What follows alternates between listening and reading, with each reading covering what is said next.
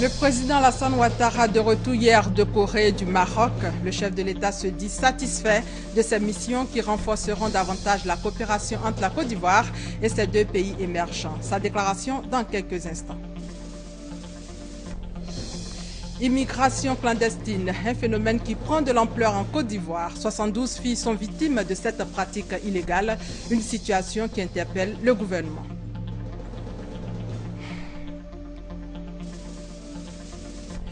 Ebola fait beaucoup de victimes, plus de 4000 morts en Afrique de l'Ouest. Aujourd'hui en Sierra Leone, les conducteurs de mototaxi craignent d'être contaminés. Bienvenue à tous. Commençons déjà par ces images du Conseil des ministres qui a eu lieu ce matin. La réunion a été présidée par le chef de l'État. Le président a pris un décret en vue de la réorganisation de la Chambre de commerce et d'industrie.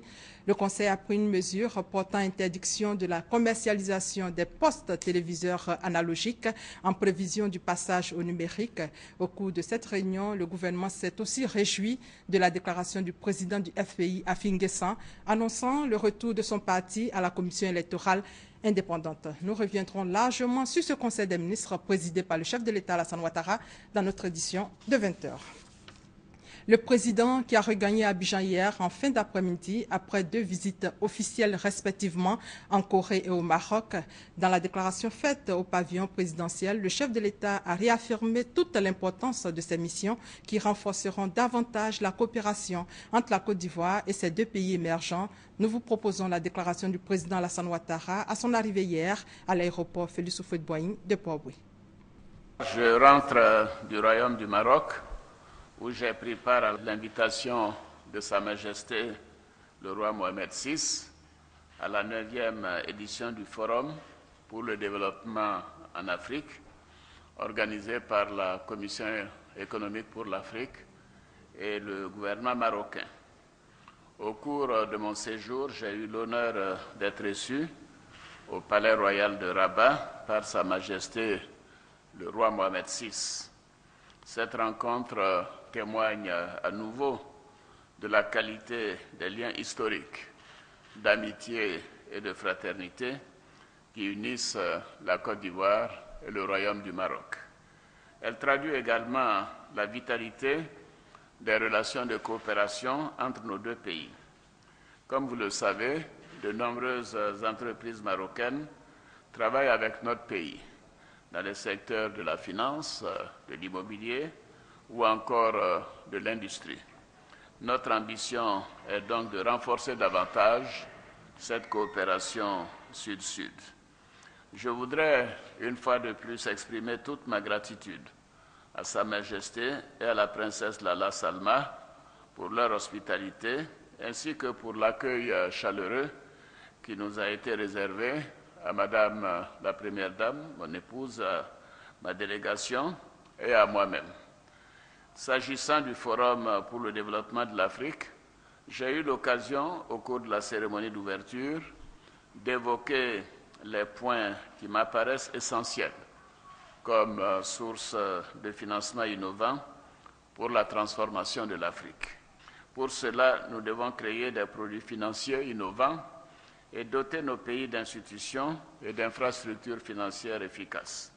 Je suis convaincu que les importantes contributions que nous avons eues au cours de ce forum permettront à nos pays de mieux s'intégrer à l'économie mondiale et de faire face aux défis de l'émergence. Avant de me rendre au Maroc, j'ai effectué une visite officielle en Corée, à Séoul, du 6 au 9 octobre, à l'invitation de Son Excellence Madame Park, président de la République de Corée. Cette visite avait une signification particulière, car elle est la première d'un chef d'État ivoirien depuis l'établissement des relations diplomatiques entre nos deux pays en 1961. Au cours de mon séjour, j'ai eu des entretiens fructueux avec la présidente Park, à qui je voudrais renouveler mes vifs remerciements pour l'accueil chaleureux et amical qui m'a été réservé. Pour reprendre les termes de Madame la Présidente, je peux dire que la Côte d'Ivoire et la Corée, comme elle l'a dit, c'est désormais ton pied, mon pied. je lui ai exprimé toute mon admiration pour les progrès immenses accomplis qui ont permis un développement extraordinaire de la Corée. Au plan bilatéral, nous avons convenu de renforcer la coopération entre nos deux pays, notamment dans les domaines de la science, des nouvelles technologies, de l'industrie, du commerce, des transports, de la santé, de l'éducation, et j'en passe. Nous avons d'ailleurs procédé à la signature de plusieurs accords de coopération. Nous avons réaffirmé notre volonté commune d'œuvrer pour le renforcement de la paix et de la sécurité dans la péninsule coréenne. J'ai eu aussi des entretiens avec des grandes entreprises du pays telles que Samsung, Dansung, l'Exim Bank, ainsi que la KOICA, qui est l'agence coréenne de coopération, avec qui nous avons de nombreux projets. Ces projets d'environ 100 millions de dollars, donc 50 milliards de francs CFA, sont dans divers domaines, notamment la santé, avec la mise en place d'un centre de radiothérapie oncologie. Il y a aussi le projet de fistule obstétricale, le projet de train urbain, l'approvisionnement en eau potable, la numérisation de l'administration publique ou encore la construction du centre de taekwondo, ainsi que dans les domaines de la culture et des nouvelles technologies.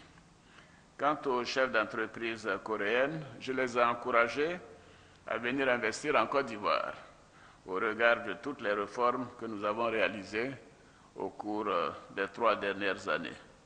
Nous accueillerons d'ailleurs en début d'année prochaine, en 2015, une forte délégation de chefs d'entreprise coréennes. J'ai aussi été reçu à l'université féminine Sukmyong. Je remercie encore Madame la Présidente et les membres de la Faculté des sciences économiques de cette université pour cette distinction qui est une marque de considération pour notre pays et pour tous nos concitoyens. J'ai aussi eu des entretiens avec l'ancien représentant spécial des Nations Unies en Côte d'Ivoire, M. Yong-Jin Choi, avec le groupe des administrateurs africains et avec la communauté ivoirienne de Séoul, qui compte environ 100 personnes. Enfin, j'ai visité l'usine Samsung et le palais Kung Bok Gung. Comme vous pouvez le constater, nous avons eu un programme particulièrement chargé, que ce soit en Corée comme au Maroc, et nous sommes très satisfaits de ces missions qui renforceront davantage notre coopération avec 2 pays émergents et qui sont des modèles parmi les pays du monde. La Côte d'Ivoire est en pleine croissance. En 3 ans, nous avons fait une croissance de près de 25 à 30%.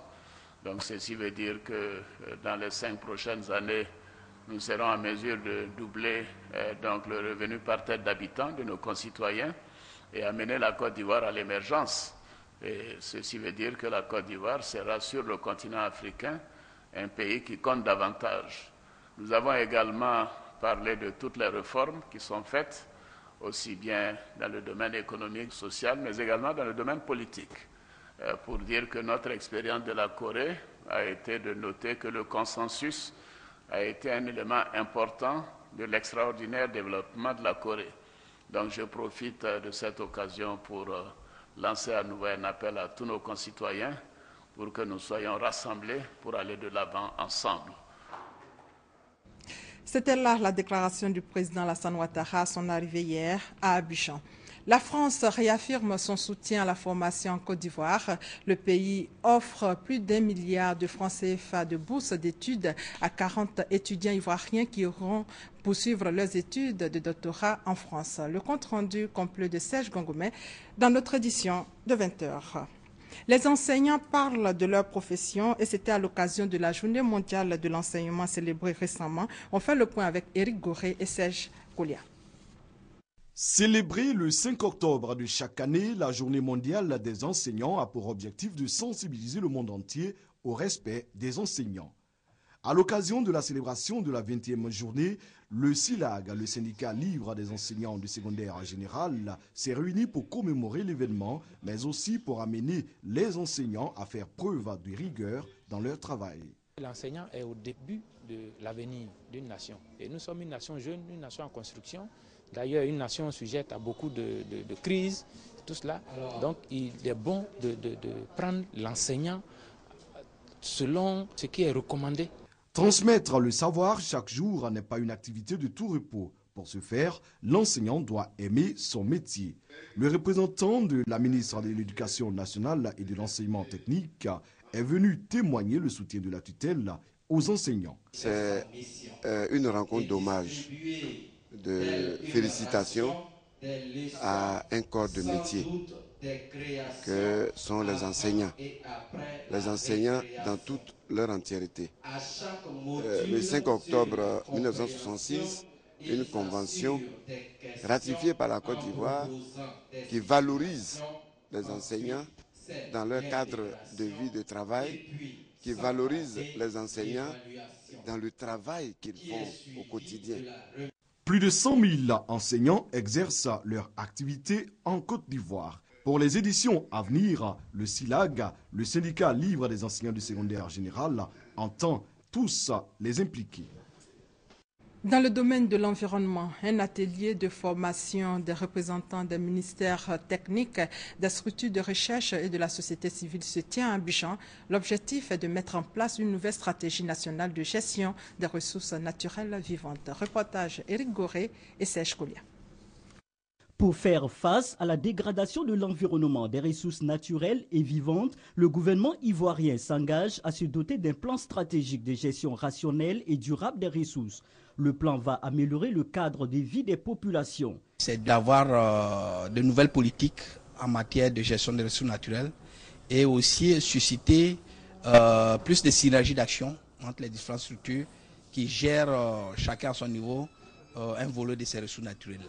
Cet atelier permettra donc aux acteurs d'adopter une stratégie qui sera soumise au ministère de l'Environnement, de la Salubrité urbaine et du Développement durable. Selon Kaba Nasséré, représentant à l'Aquadio Rémi, ministre en charge de l'environnement, la protection de l'environnement et des ressources naturelles est une priorité pour la Côte d'Ivoire. Ces programmes constituent des outils de politique pour mener les réflexions et proposer des orientations stratégiques sur les grandes problématiques et les défis environnementaux auxquels notre société est confrontée.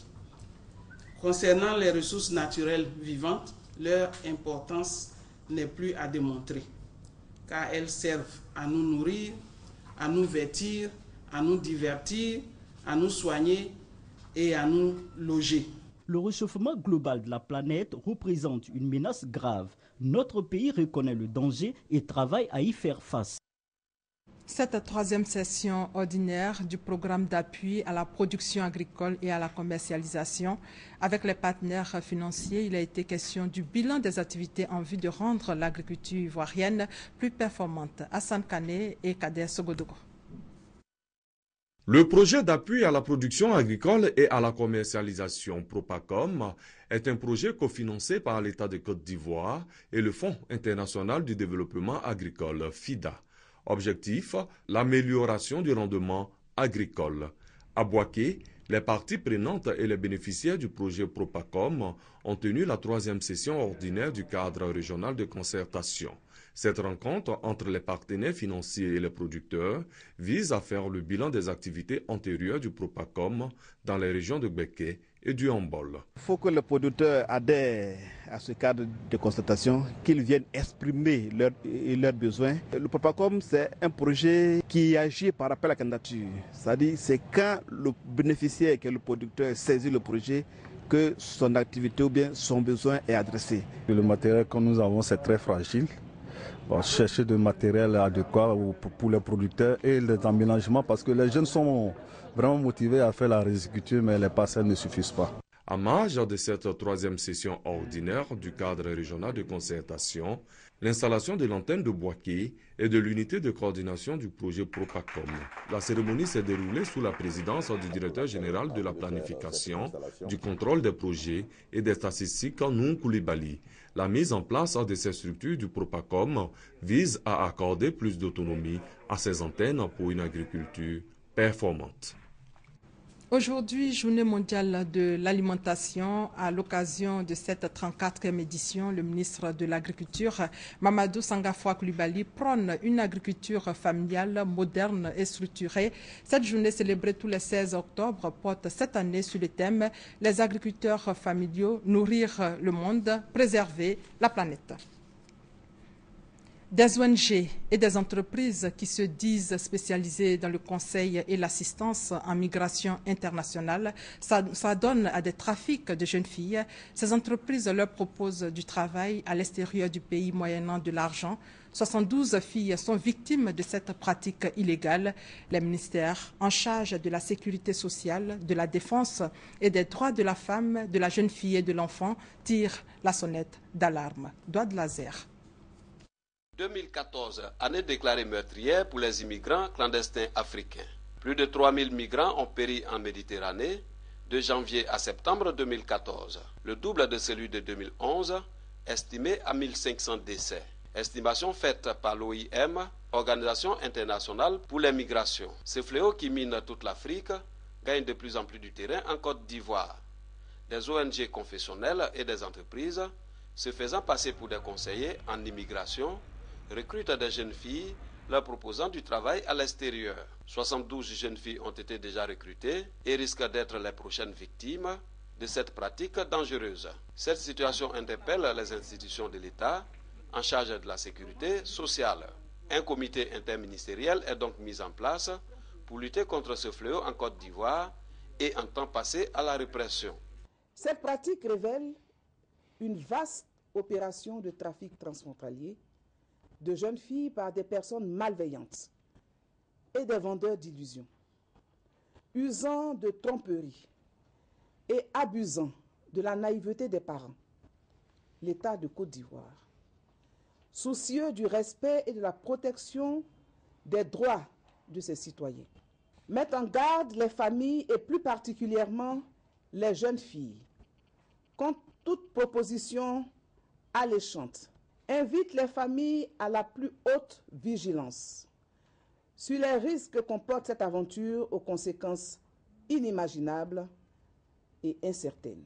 De 2009 à 2014, plus de 100 jeunes filles ont été interceptées à l'aéroport Félix Houphouët-Boigny et mises à la disposition des forces de l'ordre avec leurs passeports et titres de séjour confisqués. Et comment lutter contre le terrorisme dans l'espace CEDEAO, le trafic de drogue, le blanchiment de capitaux, la cybercriminalité? Les chefs de police de la sous-région réunis en Assemblée générale annuelle réfléchissent sur le sujet à Lomé. Abou Sanogo. Face aux enjeux sécuritaires dans l'espace CEDEAO et particulièrement à la criminalité transfrontalière ainsi que le trafic de drogue, les pays de la CEDEAO s'engagent à développer la coopération policière régionale et l'échange d'informations.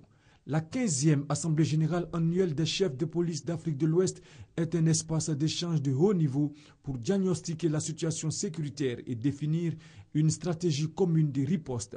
L'intérêt de cette réunion, c'est de réfléchir sur la coopération policière sur le plan bilatéral et sur le plan multilatéral et d'asseoir une stratégie de lutte commune afin de lutter efficacement contre la criminalité organisée. Le président sortant du comité des chefs de police de l'Afrique de l'Ouest, l'Ivoirien Bredoumbia, qui a passé le témoin au Ghanéen Mohamed Hamed Alassane, a dressé le bilan de son mandat et a appelé à la mobilisation de tous contre ces fléaux qui menacent la paix et la stabilité dans l'espace CEDEAO. À la décision d'Accra, il a été dit que même si un pays membre est attaqué par le Boko Haram, c'est considéré que l'ensemble des pays, des 15 pays de la CEDEAO est attaqué.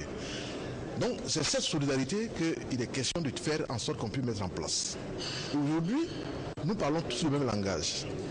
Les formations qu'on donne, c'est pour que l'ensemble des États membres puissent en bénéficier. Le ministre de la Sécurité et de la Protection civile du Togo a relevé les efforts déployés par le Togo ces dernières années pour lutter contre la criminalité transnationale, la piraterie maritime et le trafic illicite. La commission de la CEDEAO a réaffirmé sa détermination en faveur de la création d'une région sûre et sécurisée dotée d'une police compétente pour la préservation de la paix et de la sécurité dans l'espace CEDEAO. Le comité de concertation et de suivi des activités d'orpaillage en périphérie du parc national de Taï a entrepris une visite de terrain dans la localité de Soubré. Objectif, aider à la réglementation de cette activité dans la région et mieux informer la population afin d'éviter d'éventuels conflits. Honorine Aingori pour plus de détails.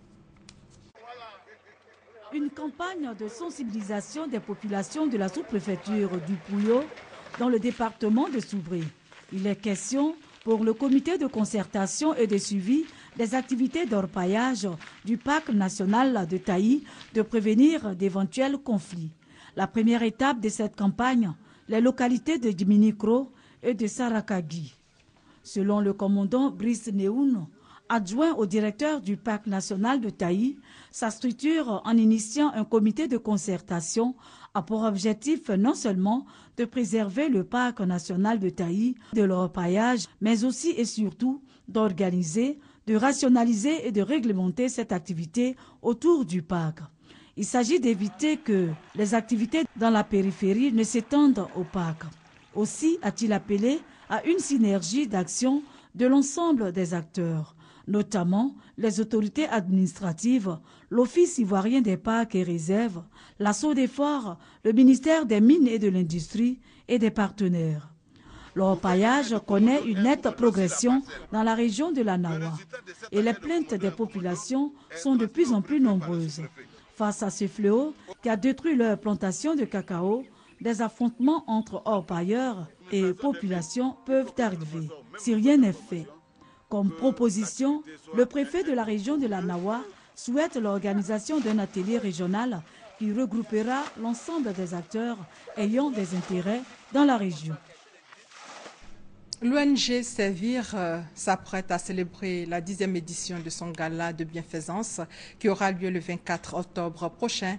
Information donnée au cours d'une conférence de presse, occasion pour les organisateurs de présenter le bilan des actions et par ailleurs proposer les perspectives pour l'édition qui s'annonce. Sidonie Davila. Et c'est reparti pour la 10e édition du Gala Servir. Les organisateurs se préparent à cette grande rencontre prévue le 24 octobre prochain. L'enjeu, mobiliser des fonds pour la réalisation de grands projets, notamment la construction d'un centre de dialyse et de transplantation rénale. Madame Henriette Konan-Bédié a pu mobiliser les moyens nécessaires pour réaliser la première phase de cet hôpital, à savoir l'unité de laboratoire, l'unité de consultation, l'unité de soins et de dialyse. Ce projet est un défi qui ne peut être possible qu'avec la contribution de tous, a souhaité le président délégué de l'ONG Servir. C'est d'ailleurs près de 800 personnes qui sont attendues à cette 10e édition. Lors du lancement des activités, le président délégué Patrice Amouakon a également passé en revue le bilan. Madame Henriette Konan-Bédié a apporté son appui aux hôpitaux sous forme d'ambulances, d'ouvrages scolaires, universitaires. Elle a fait prendre un texte en 1998 à l'Assemblée nationale pour que les handicapés soient insérés dans la fonction publique. Parmi les sommités annoncées, les coupes présidentielles au Biangema de la Guinée équatoriale et Alassane Ouattara. 18 ans aux côtés des défavorisés et personnes souffrant de handicap moteur ou psychomoteur de la Côte d'Ivoire, la 10e édition du Gala Servir sera aussi l'occasion de souffler et de célébrer les 18 bougies de l'ONG Servir. Longtemps abandonnées, les routes de la région du Bafing bénéficient depuis quelques mois d'entretien. Le conseil régional met en œuvre son programme de reprofilage des routes et pistes pour faciliter le trafic. Coût de l'opération, 400 millions de francs CFA pour 250 km.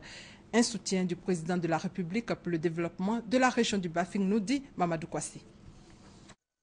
L'axe Touba-Waninou, reprofilé totalement.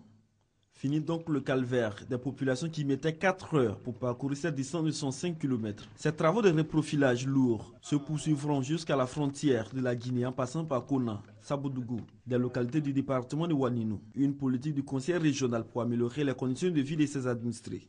Au total, ce sont 250 km qui seront pris en compte dans ce projet de reprofilage lourd des routes et pistes de la région du Bafing. La route, c'est notre priorité. Aujourd'hui, les produits de nos parents sont achetés à vil prix.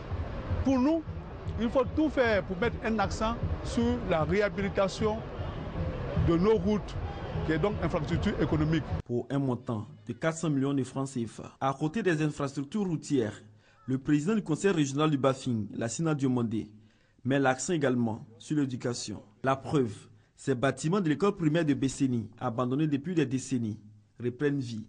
Ce qui permettra à ces enfants de laisser tomber cette classe de fortune pour des bâtiments modernes et adaptés à l'éducation. Plusieurs autres villages, dont Baraza, bénéficient de réhabilitation d'équipements de leur école et de logements d'enseignants. Pour le président du conseil régional du Bafing, Lassina Diomandé, l'école constitue la base du développement, d'où l'implication de son institution à assurer la scolarisation de tous les enfants. En moins de 24 mois, ce sont une cinquantaine d'écoles primaires et de collèges qui ont été construits ou réhabilités.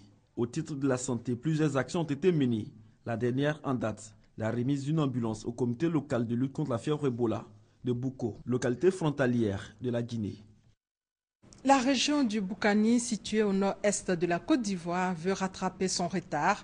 Plusieurs actions de développement sont initiées alors par le conseil régional en vue d'améliorer les conditions de vie des populations. Mamadou Kwasi, une fois encore sollicité. L'éducation, un axe majeur de la politique de développement du président du conseil régional du Boukani. Pour joindre l'acte à la parole, des dizaines d'écoles primaires ont été construites ou réhabilitées en vue de permettre aux enfants de ne plus parcourir des kilomètres. À cela s'ajoutent des logements d'enseignants. L'objectif à long terme, selon Philippe Hien, c'est de doter tous les villages d'une école primaire et les chefs-lieux de sous-préfecture de collèges. La santé constitue également un pilier important pour Philippe Hien et son équipe. Plusieurs centres de santé sont réhabilités et bénéficient du matériel médical et d'ambulances. Au cours des différentes tournées dans les villages, le président du conseil régional du Boukani et son équipe ont invité la population au travail et à œuvrer pour la cohésion sociale et la paix dans la région. Seule alternative pour le développement du Boukani. Pour exprimer sa volonté de voir sa population faire du vivre ensemble une réalité, le président du conseil régional a remis 10 000 chaises aux chefs des différentes communautés et villages de la région de Boukani. Au cours de la cérémonie de remise des chaises, Philippe Hien a demandé aux populations de prier pour le chef de l'État, Alassane Ouattara, et son gouvernement. La fièvre Ebola était au centre des messages. La population a été exhortée au respect des mesures de prévention. Introduction aux repères historico-culturels du peuple Oué, c'est le titre du premier ouvrage relatif aux origines du peuple Oué de l'ouest de la Côte d'Ivoire. L'auteur, André Déazon, formateur à l'Institut de recherche, d'enseignement et d'expérimentation en pédagogie. Il a présenté l'œuvre au grand public à la Bibliothèque nationale en présence des chefs coutumiers Oué. Abou Sanogo.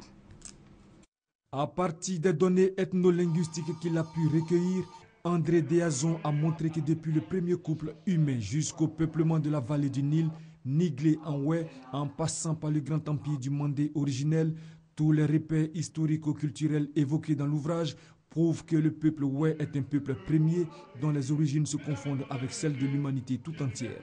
Le peuple Oué est un peuple important parce que son histoire permet de bien comprendre l'histoire de l'humanité. Il n'y a pas un seul peuple dont l'histoire remonte à 1 milliard d'années.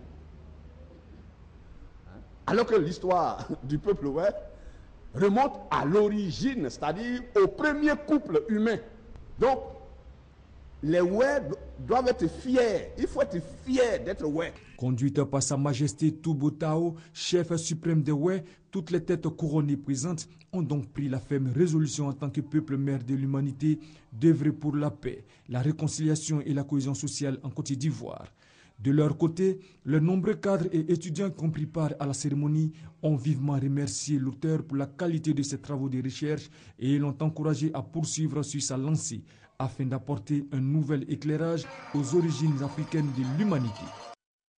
Aucun cas en Côte d'Ivoire, mais Ebola continue de faire des victimes en Afrique de l'Ouest. L'inquiétude quant au risque de propagation du virus Ebola dans le monde grandit après l'annonce du dernier bilan de l'Organisation mondiale de la santé. Sur 8 399 malades enregistrés dans 7 pays, l'épidémie a fait 4 033 morts. Aujourd'hui, en Sierra Leone, l'un des pays les plus touchés, les conducteurs de mototaxis craignent d'être contaminés. Regardez. Mototaxi était jusque-là un bon métier en Sierra Leone. Freetown compte d'ailleurs entre 50 000 et 80 000 conducteurs d'Okada, comme on les appelle ici. Mais depuis le virus Ebola, c'est devenu une profession très risquée. On est très inquiet, car on a perdu des collègues, 16 déjà.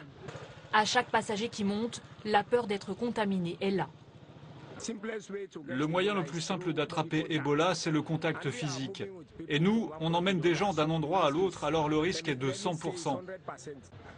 En une journée, un conducteur d'Okada peut transporter 10 à 15 clients. Quant à leur protection, elle est dérisoire, malgré les campagnes d'information de l'ONU. On se lave juste les mains et puis on a nos manteaux. On dit toujours aux passagers de ne pas nous toucher physiquement. L'épidémie d'Ebola, elle, continue de progresser en Sierra Leone et les autorités sont de plus en plus mises en cause. Depuis 2 jours, ses habitants demandaient aux services médicaux de venir chercher le cadavre d'une femme abandonnée en pleine rue. Peut-être un cas d'Ebola. Pas de réponse, alors la panique a viré à l'affrontement avec les forces de l'ordre. Le corps a fini par être évacué. Et c'est la fin de ce 13 supervisé par Adama Koné. Merci de votre fidélité.